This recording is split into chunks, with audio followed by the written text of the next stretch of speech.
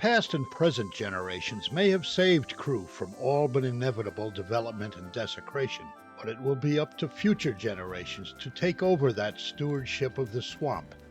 Passing that baton is a responsibility the Crewe management team does not take lightly.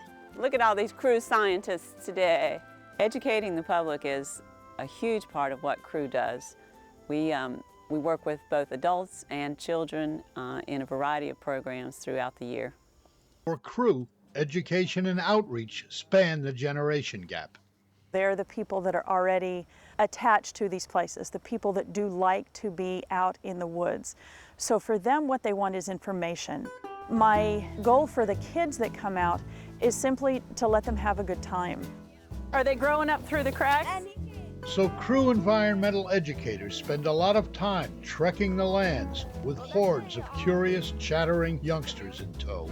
I love spending time out here with students trailing behind me and sometimes in front of me because they get so excited. It's a good day when you can hike on the trail for 3 miles with kids. Sometimes they take their lessons into the classroom, but they vastly prefer the great outdoors, turning the trails and the marshes into classrooms, with some 4,000 students hiking and learning in Crewe each year. We will go into the classroom. There's nothing like having those kids get off of that yellow limousine and get off into the trails and start to get their feet wet and get dirty. Then they understand what a watershed is. First thing we're going to do is take a test. Oh, let's see, and your school is in Immokalee, right? Yes. Right? Okay, point to your school. These third graders from Immokalee were divided into 2 groups, then deployed along the trails. Part of them work on a scavenger hunt, so they're looking for things like 3 things a bird might use to make its nest. And then the other part of them are dip netting, so they're looking for macroinvertebrates, which just means water critters. Their favorite part is always the dip netting, because in this part of Florida, we're afraid of the water. We're taught that there are snakes there and there are alligators there and there are things that can harm us. So they're calling for Mama, and I promise if we went in there after them, we would find Mama. Mama gators are very, very protective. And although that's true and you need to be careful when you're around bodies of water, it is a good place to play. It's a place to explore and a place to learn some really cool things.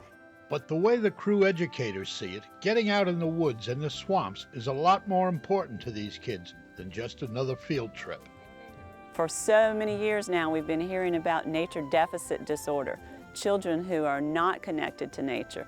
And we're seeing the results of that because they've grown into adults who are disconnected. They don't understand natural systems, natural cycles, and so they're making decisions, all of us as human beings, making decisions that are detrimental to the environment. So as human beings, it's really important for us to connect, to fall in love with nature, but also to understand what services it provides for us.